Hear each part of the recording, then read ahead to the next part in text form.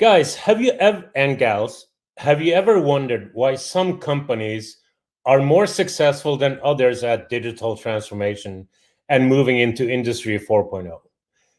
You will quickly conclude that it takes a village, but there is also a chief in the village with leadership skills. I personally had the pleasure of working with our next speaker on planning, launching, and operating a global digital accelerator.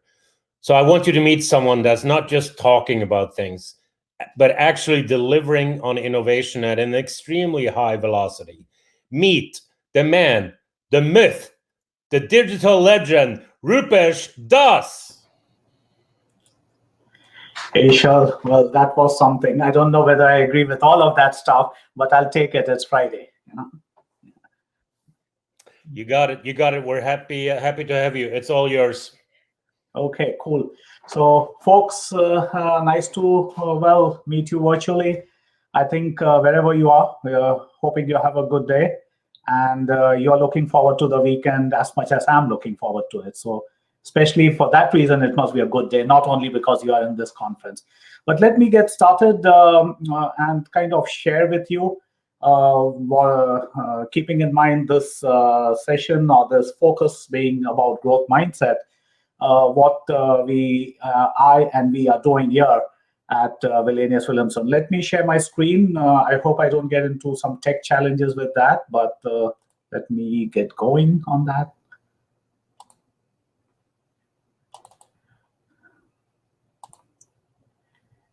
Okay. Okay, so interesting, right? Means take a look at the street, and many of you must have taken a look at it, right? Between Elon Musk and Jim Farley, right, the CEO of Ford, and so true. To build prototypes, easy, right? Not simple, but easy.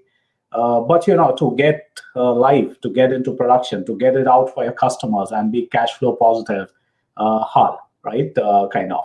And how do you, as a startup, right? How do you survive? So in the next 30 minutes or so, I would say, put yourself in the shoes of a startup. That's what we did when we started our journey in this big enterprise. But the digital accelerator team, which Shell was one of the founding members helping us out over there. And we put ourselves in the shoes of a startup that has to survive, kind of. So I'll share that story in the next 20 minutes or so with you. That how we embarked on this journey and what we have done and where we are going, kind of.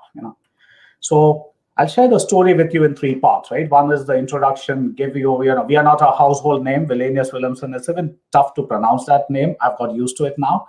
So I'll give you an introduction of who we are and what was the background. Then I'll get into sharing some examples with you on digital goods, right? Because we produce things. We just don't talk, right? As I said, we produce things. So we produce digital goods.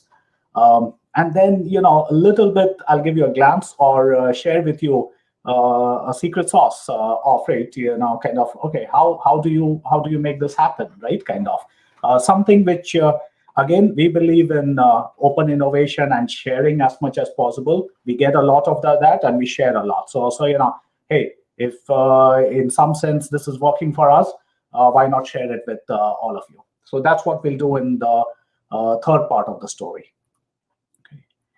So who are we, right? We are one of the world's leading logistics providers for automotive and heavy equipment. So any most of the cars, I would say, or any car you have driven, we may have had a hand and touched that, right? So we kind of take it from a plant where the car comes out to a destination, which could be a dealer, or any other location, right? And it could be either hundreds of miles within a country, thousands of miles within a country, continent, or across continents, right? It goes over land, it goes over the sea, it goes over trucks, it goes over rails, and so on and so forth, right? So we manage the whole gambit, and you name any car manufacturer out there, and they are our customers, right?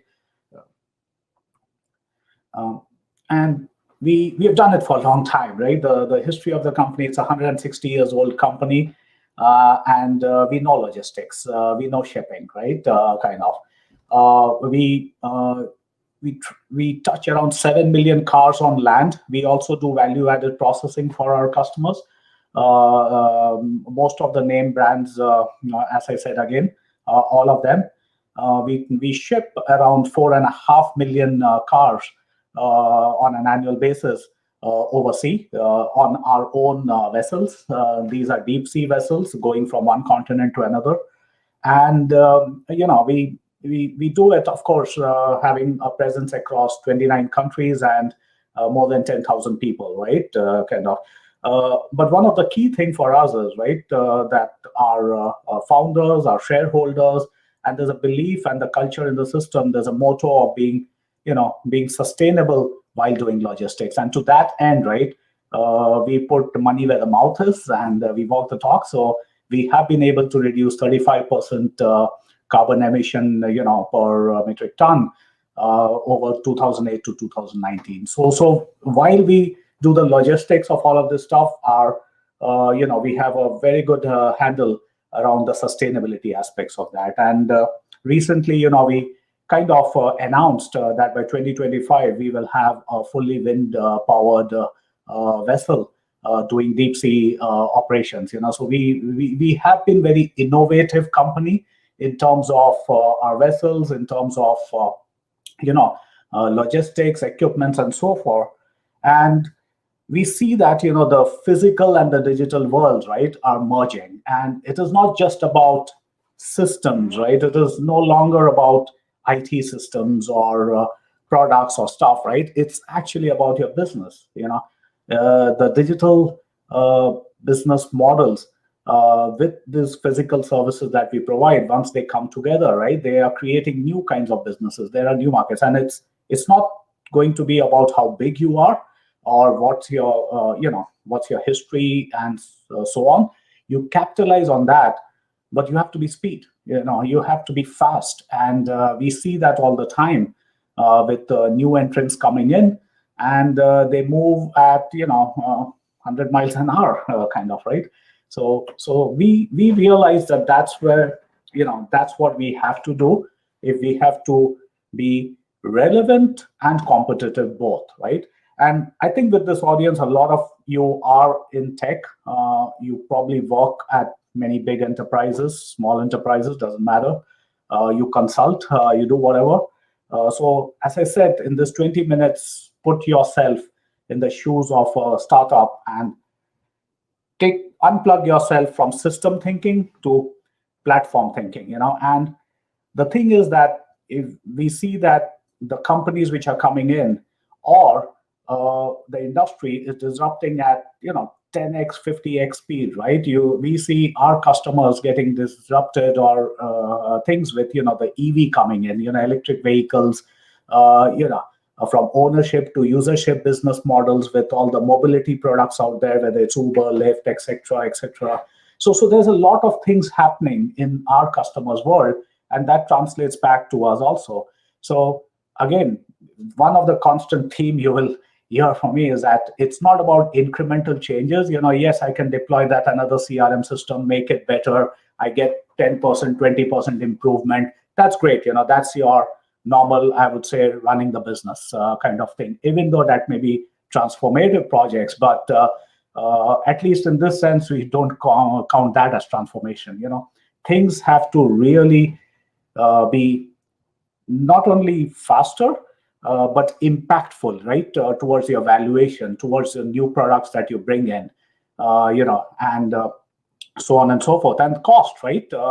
Not to forget about that we have to do this at speed. We have to launch new products, and we have to be 5x cheaper than the traditional products, than the traditional digital systems and products. So I think it's a mix of all of that stuff.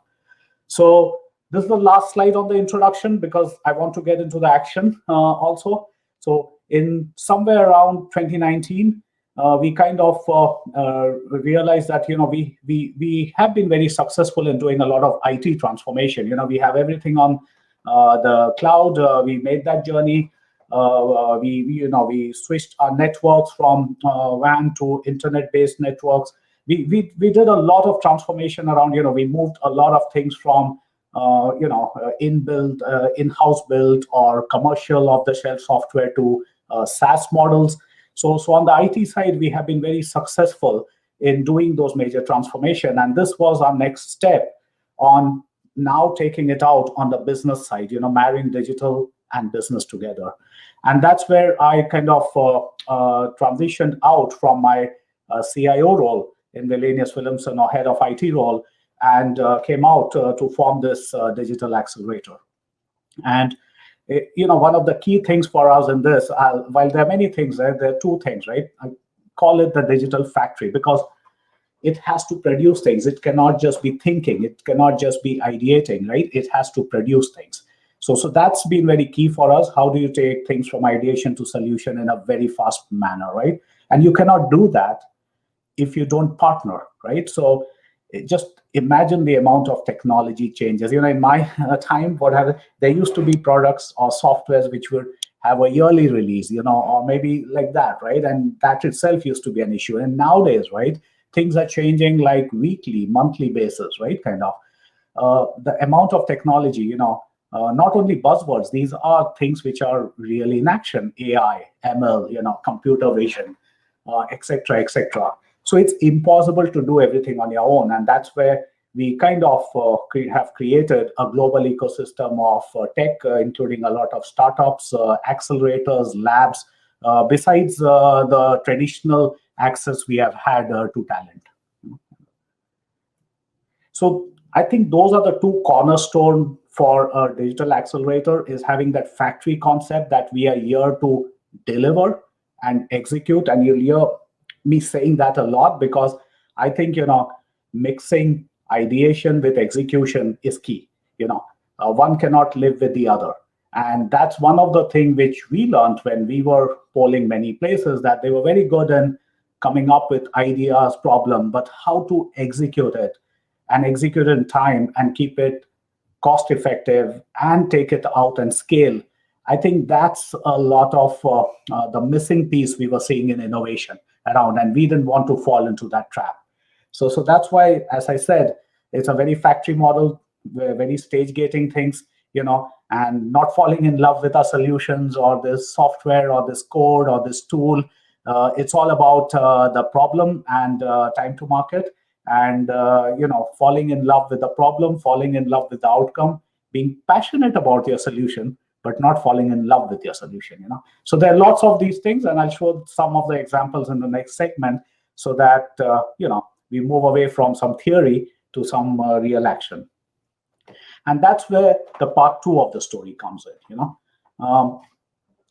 Digital goods, right? And for us, consider this like a menu of categories, right? Or menu of services under which a lot of digital goods can come. So you can see that I haven't put out the traditional stuffs like your CRM, your operational systems, your etc., because that's taken for granted. I mean, that's there. That has to be there. What we are talking now about is how to leverage technologies which are not just buzzwords, but are there. And so the things which we are working, some of these are already in usage within Wallenius Wilhelmsen, and many of them are under incubation in different stages. So I'll share a few examples to kind of put some meat on the table, that what does this really mean, right? Kind of. So in terms of mixed reality, right? And COVID kind of expedited thing. We're already looking at mixed reality, the HoloLens, and some of the other stuff. But there are two areas where we have now actually deployed this globally. One is for remote assistance. So, in one of the cases, right, we have a customer who's in Seattle, Washington, could provide assistance to our facilities in Pooler, Georgia, thousands of miles away, right? Within a 1-hour call, they could work on a very complex machinery, come up with a solution, address it, which typically would have taken 3 to 4 days and with some travel involved, right? And all this was done within an hour. So that's the power of a technology like this, right? And it's not only that, right? When you're doing this, it's also digitized because all of that stuff is now recorded, right? And the metadata, etc. So I'm not going to go into that part, but the point is that not only was this done, you have now data from that. Plus, there were more people who could participate because you have like a Teams conference going on where the HoloLens is also joined in, and stuff like that. So it's also creating new ways of working, which is sustainable post-COVID too, kind of. Uh, Another area similar is, where we have hundreds of sites, right? And we have to do audits, we have to do surveys. Ours is a very physical business, and I love that, right? Because we touch the 7 million cars. We don't put that in a container and the container goes and every container looks same. We actually touch each and every unit, and nothing goes in a container. These goes directly. These are shipped. So we see a cargo, right? So it's a very physical business, and we need to do survey. We need to do audit. So we just completed in Australia. We completed an ISO certification using HoloLens and assisted technology, completely virtual. And it was interesting that when that was happening, one of the auditors, the HoloLens became quite hot because after a certain period of time, it was kind of, it was getting warm. So we discontinued it, and they waited for 30 minutes before it came. They didn't want to go back to WhatsApp, FaceTime, anything. Once they saw the experience of this, that it's kind of like being there, right? You're getting that feeling. So that's where you're taking a technology which is there, bringing it fast-paced manner. We worked with Microsoft on the devices and all. We worked with another startup in San Francisco who helped us put together all of this stuff, and boom, right? Now we could start scaling this kind of. Similarly, right, we are looking at space utilization is quite critical. This is one of our facilities in Georgia, and you see a lot of heavy equipments over there. So we're using technologies like, of course, drone gives you automation. I kind of put it under the category of robotics that it automates stuff, but the combination of the software, right, the AI-based software that we do, and then creating digital twin of that whole yard takes it to a complete different level. So no longer do your users have to sit behind a row and column and look at that inventory and do all of this stuff. They actually get to see the operations via a visual representation of the yard, and they also have all that row and columns on the side, right? And they get a 3D model of their site where they can go in, zoom in, they can measure stuff. All in all, why can we find 10% more space by optimizing this, which has immediate benefit on your profitability, right? So again, right, how do you marry technology with a business outcome, and take a 10x leap where you're not thinking of optimizing that software which we had and putting an enhancement over there, but rather completely changing the game and bringing this kind of data and visual and integrating it with your operational systems, right? And I can go on, but this is one of the other slides which shows how we are actually using computer vision, which many of you are tech, so you would know that. But of course, right, it's a combination of camera and the AI technology. So we are deploying like fixed cameras, say, for example, on the ramp of a vessel. So now we have real-time, count and other data from what's being loaded and unloaded. And just again, to give you an imagine the scale, some of our vessels, any of our vessels can carry anywhere from 4,000 to 10,000 cars, right? And then when they come at a port, you have to load or discharge thousands of cars or equipment in a short time, right? So these kind of things helps us a lot because it gives us real-time visibility. The technology behind, right? There is a camera, there is edge computing happening over there locally. Some data is sent to the cloud, and the representation comes on the mobile app so that everybody has a real-time, view. Again, these are various stage of incubation. As I said, some are getting into pilot, some are getting into operations, but that's so we can use and scale this technology across various places. And similarly, the mobile app, right? It's a great tool sitting in your pocket. So we have converted that into, I like one of my team members said, it's like a Swiss Army knife, right? So the mobile app is a Swiss Army knife that now you can use it for various purposes. So, We're kind of using it to measure a complex cargo, right? The big cargoes, and create a digital twin of that in a couple of minutes by doing a walkthrough, and then getting accurate measurements, etc., right? Kind of, and so on. Even for quality checks, we have a machine learning based app where you can get started on visual inspections by just uploading initially hundreds of images on pass, fail, something like that. Get going, and over the period of time, the accuracy improves.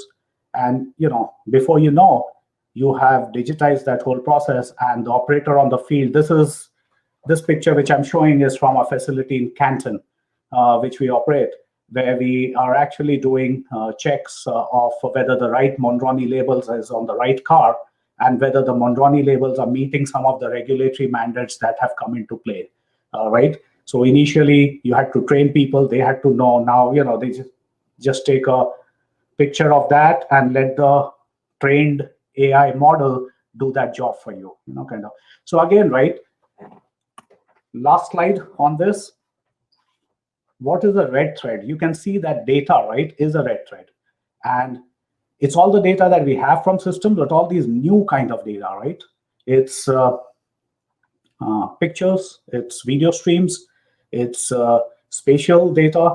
So I think the power is in taking the right data, because there's enough data. Many of it is useless, what we have in general, when I say, but a lot of it, if you start connecting between the traditional systems, the operational systems which are giving you that data, these new kind of products which are giving you the data, and the external data, and you can start creating magic, right? So we are in early stage of kind of creating a full port intelligence product, which starts giving us real-time congestions, predictions in congestions at the various ports, the ETAs, and so on and so forth.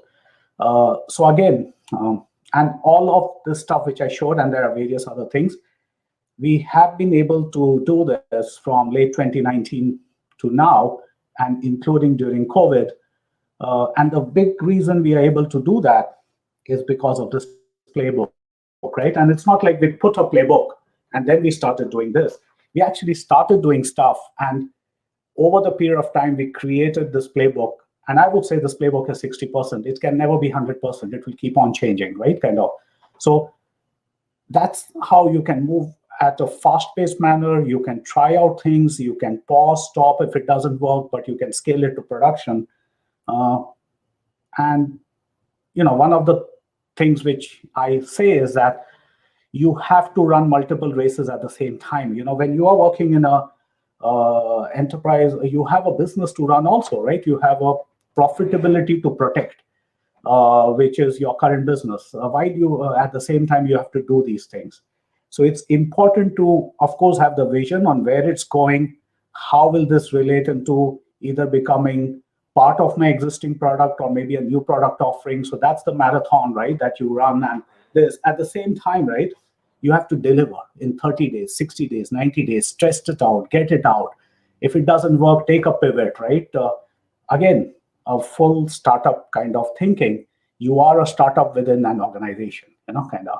So, and there will be hurdles in between. There will be, no doubt about it, right?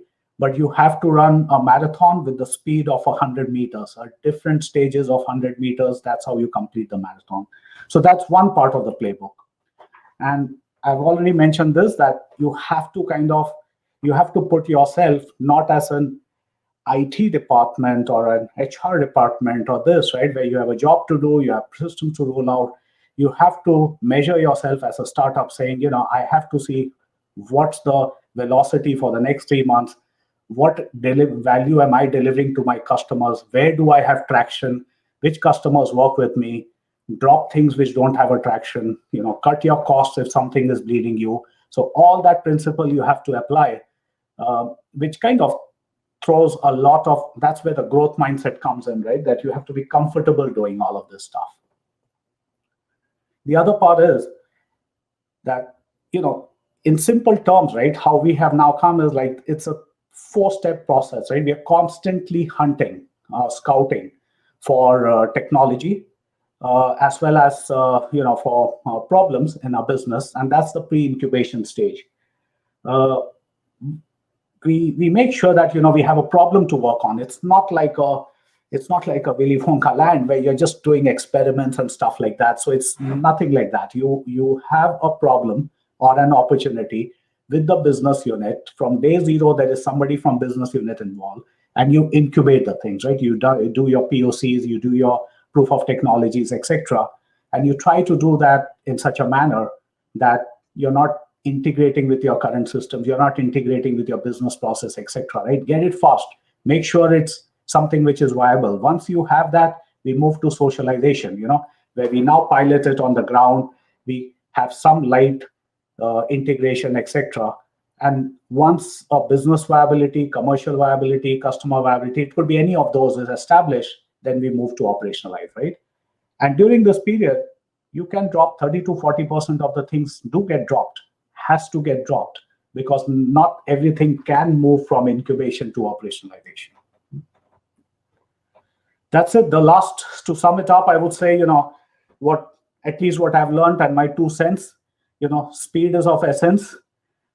Execute. I would say less talk, more action. Uh, Partnerships are key. For each one of you, go beyond your teams. Talk to one new person every week out there. You will get to know something, and you will bring it back. And the most important part, the last part, I would say, is happy people. I call it, right? Means because it all looks rosy, it's great technology, fancy stuff. It's like an iceberg, right? Behind the scene, it's a lot of sweat and a lot of disappointments and everything. So you need people who can manage the gray zones, can move ahead without really having prediction of everything, and just see the world as glass half full, and can work with business, can work with external stakeholders, etc. Right? That's what you need, and the partners bring us the tech. So I think happy people. I cannot stress that more.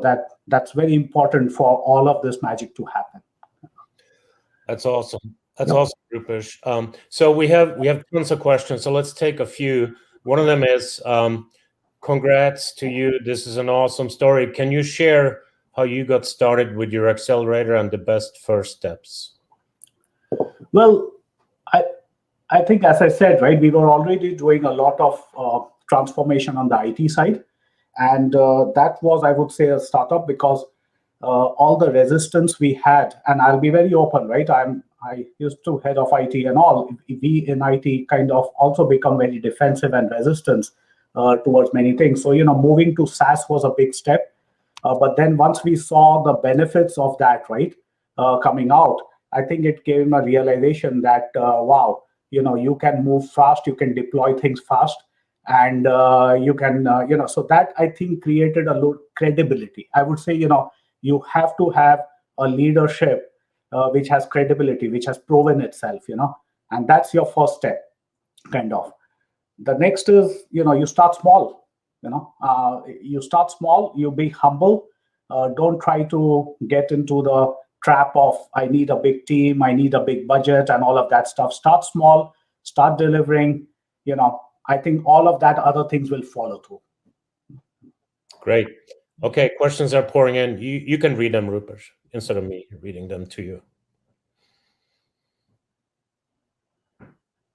Well, yeah, I think that's an interesting one. And I would say you yourself are your Robin first, right? Because as I again said, yes, I'm a leader, but I'm a startup, right? I don't have an army of people, so I have to be that Robin too. And then, of course, I have one or two other Robins, right, and all of this stuff. But your delivery should be a Robin. The outcome should be a Robin, kind of, and stuff like that. That's what I would say. How do you market your back-end work to your customers, or do you let the overall experience do most of the heavy lifting? Very, very interesting question. So one of the thing is, right, we are a 10,000 people company, right? So I did get an advice. Can we put it out on the portal? Can we, this thing? I think we took a different approach. We work with influencers within the organization, people who are forward-looking, who have influence, and let them then, kind of put it out over there, right? So I think that's the strategy. At least for us, it has worked much better rather than doing a blast of information out there. Yeah, great. Okay. All right. Can you talk about the size of your team and the roles? That's a good question. We have, I would say, it's a very again, it's a very relative question. The team size is less than five, kind of. But we have been able to, as I say, run 25 to 30 pilots in a year, with around a hit rate of 40 to 60% moving towards socialization and operationalization. And the reason is because we have worked with around close to 30 different partners, right? From very small startup to mid startup to tech companies, right? So what do you call a team size? I don't know, right? For me, it's like, all the 30 startups that I worked with, that's my team also, So I think that's where I think you need to get out of the mindset that you need your own people reporting to you. Yeah. Great. Okay, they're piling in here. We're not going to have time for all of them, but please go as fast as you can. Come on, be speedy. Now, what is the biggest challenge you faced in speed up innovation? I think the biggest challenge is the happy people part. I think that's the biggest challenge of finding those happy people, because I had to source some of the people away. And in the first thing I said, you won't have a team, you won't have this team leads, this thing reporting to you. You're on your own, but you'll have this whole network over there which you'll work with, right? I think that's not very easy for people to come in who have had teams and who have had big, titles and stuff like that. So I think that, and scaling to production, I think is a big challenge. Kind of. Okay, great. Well, this is a previous one, but I think we're just going to end it there, Rupesh. But here's what we'll do. We have more questions, so if it's okay, I'll just send them to you, because you can digest them and say, okay, these are good, right? This gives me absolutely, that. Yeah, it's always welcome. And, I have to learn from these questions. Yeah. Okay, yeah, that's what I mean. So thank you, Rupesh. I love your story, of course, and I'm a little partial, but I'm proud to having been a small part of your journey and setting up your digital accelerator. So I refer to your use case all the time because I love it. So Rupesh, you're an amazing leader. So thank you. Thank you, Shell, and thank you, folks, for bearing with me.